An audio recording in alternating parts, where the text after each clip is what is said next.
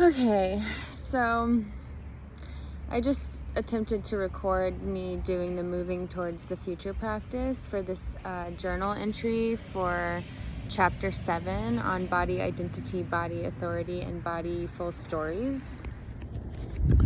And I actually wasn't recording it. And then, as I noticed it, I got stung by a bee, and I'm just like, I'm not doing this again. So instead, I'm gonna do a contemplative contemplation of my experience that I just had. And I definitely experienced an oscillation where being in the present moment, my body was a lot more open, it was a lot more relaxed.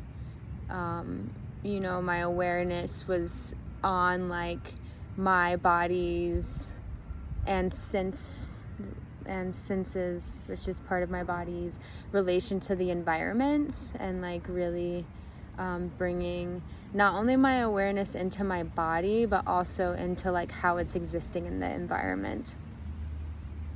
And then as I turned my attention towards something that I'm anticipating in the future, I found that there was this contraction, and my chest would cave in, and I would go from just being present and open to then this caving in, and a dropping of my head, and a slumping, not really carrying my body.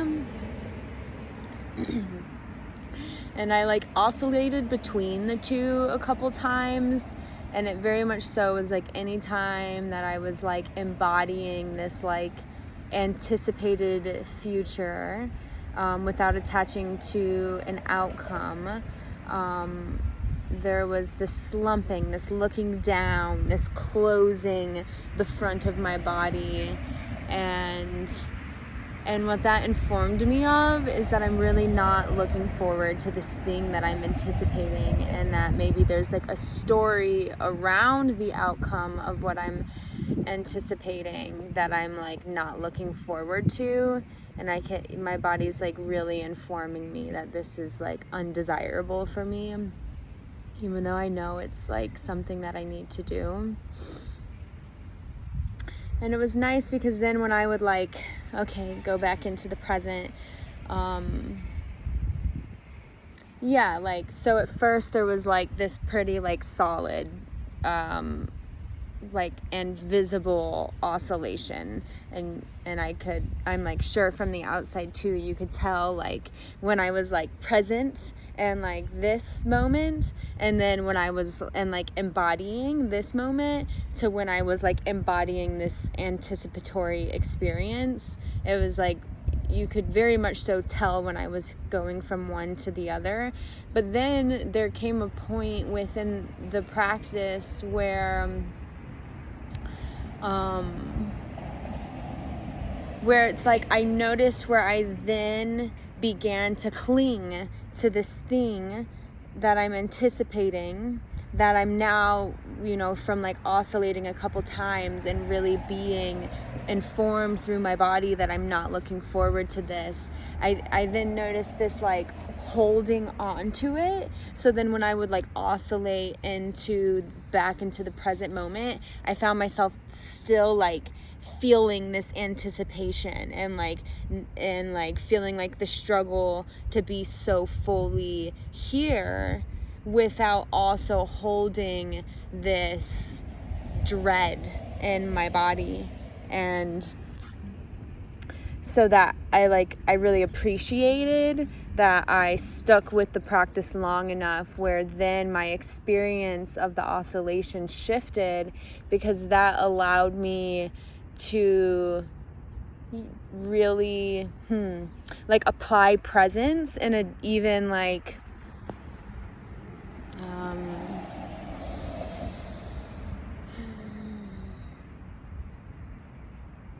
it's kind of if you go off to a cave and you meditate, and it's peaceful, and then as if you go into the middle of the market and you meditate, You know, it's like, it's not that you can't meditate in the middle of the market. It's that there's going to be like a lot more distraction, and it might like take a bit more within you. So it gave me the opportunity to really go into the present moment and like really release this thing and be like, okay, like I know I'm like directly oscillating it. Like just a few moments ago, I was like fully setting the intention of embodying this future experience, but now I'm choosing to be in the present. So can I fully let that go? Can I fully let the thoughts go in my mind about how I'm not looking forward to this? Or, you know, and then I realized also, as my body continued to inform me through oscillating back and forth, that my mind became more involved because of this information of like really not looking forward to this, that then was just like,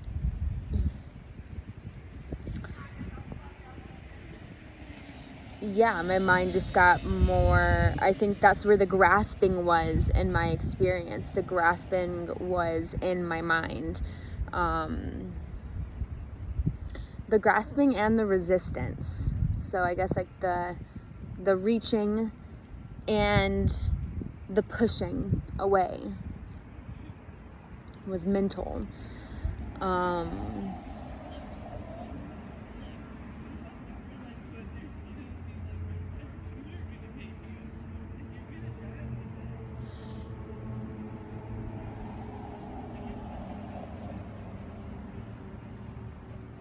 Yeah, I realized also as I continued to oscillate and these two like experiences started to merge a little more. Like at the beginning, it was like, and this is the present, and this is the future, and this is the present, and this is the future.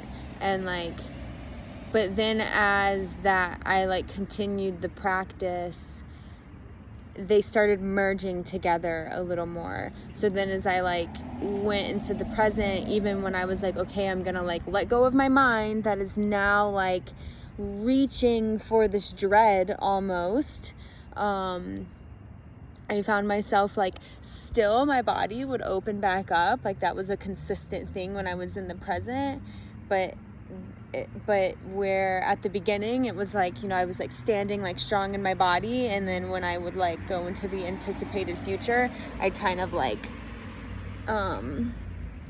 just like let go of my muscles and kind of just like slump. So I found myself kind like still being open in the present, but also my muscles like and my body not really wanting to hold itself. So I like went down onto the grass, and I had like a period where I was just like on the grass oscillating, and that's where I got stung by this little bee.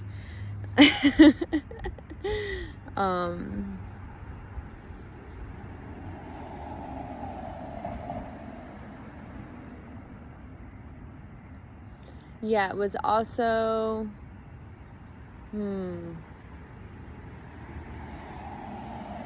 just like something to know of like the difference of like feeling when my chest is like caved in and I'm kind of like, you know, like hiding away, and like connecting that to this almost like top down process.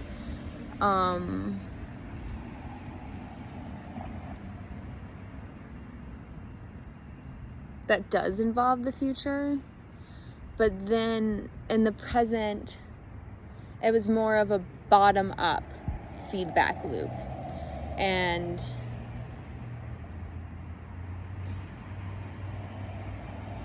the openness in my body brought more lightness to my mind, where then when I would oscillate into the anticipatory future, it was like first in the mind, and after like a couple times it was like my mind was very informed by my body that this isn't something I'm looking forward to. So then like, yeah, as the time passed by, it more concretely became like a top to bottom feedback loop with anticipating the future. But even in the beginning, it was like practicing being present. I'm like in my body, and then like, okay, I'm gonna switch to moving towards the future. And it started with the top process, because I had to think, okay, what is this thing that I'm anticipating? What am I choosing to anticipate in this practice?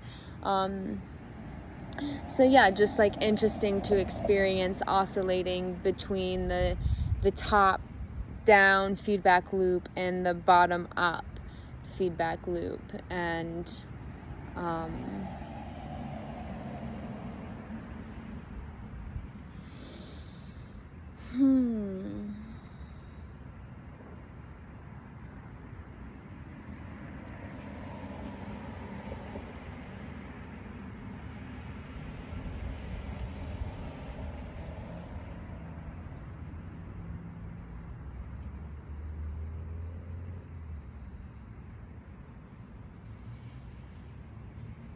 yeah, and one thing that I really enjoyed, and I kind of like already touched on this a little bit, is like, yeah, just seeing how like a practice where my mind is involved in like this practice of embodiment, and where it is like serving the practice, and then where it, from a perspective that I'm resonating with, it like kind of gets in the way of me like fully being embodied at some points, and kind of just like dancing with like where it's serving the process and where it can grasp too tightly and interfere with the process. But I also like am hearing this invitation as I am saying this to rewrite that perspective and see that instead of it like interfering necessarily with the process, it's just more information. It's like another, yeah, just more information. And of maybe what my mind's relationship is to my body, to the future, to the present. Yeah.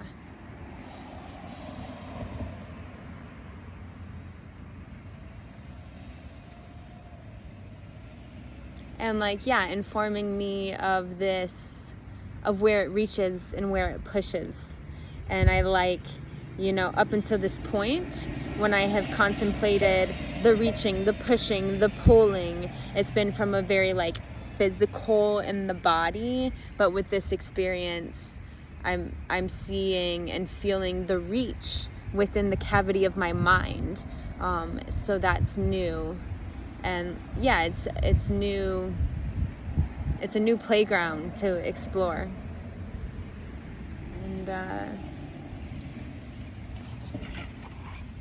yeah, let me just flip to this really.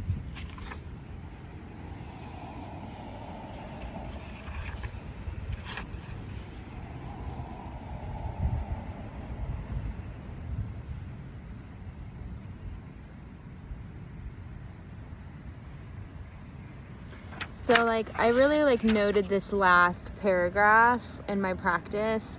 Over time, this practice will construct a kind of movement pathway where your bodily authority can guide you towards where you want to be, while at the same time showing you whether or not you really want exactly that, whether or not you are in charge or manifesting it, or whether or not the wanting of it is a smokescreen for something else. As you play with the literal movement sequences that guide you, they will over time resolve into coherent, repeatable processes that you can then experiment with applying in your daily life. So like, one thing I really took with me is like, to the practice is like, can this inform me of if I want this, or like what my relationship is to this thing that I'm anticipating? Is this for me? Am I in charge of this? Is there like, you know, what can I control within this situation, and like what must I surrender to?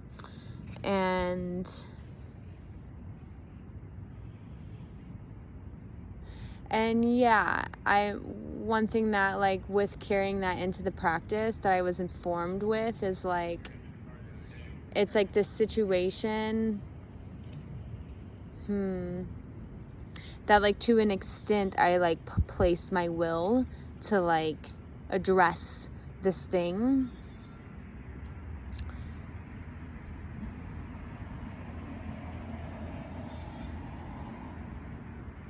So in that way, like I can take action towards that, and it's like a bodily knowing that I need to.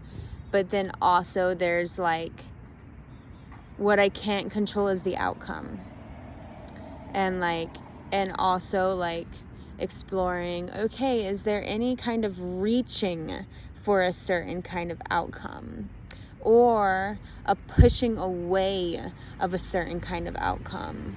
And can I find more of a middle stance of whatever the outcome is? And in the part of the practice where I was oscillating into the anticipatory future, I found that there was more of this grasping or this pushing in relation to the outcome. What's up, guy?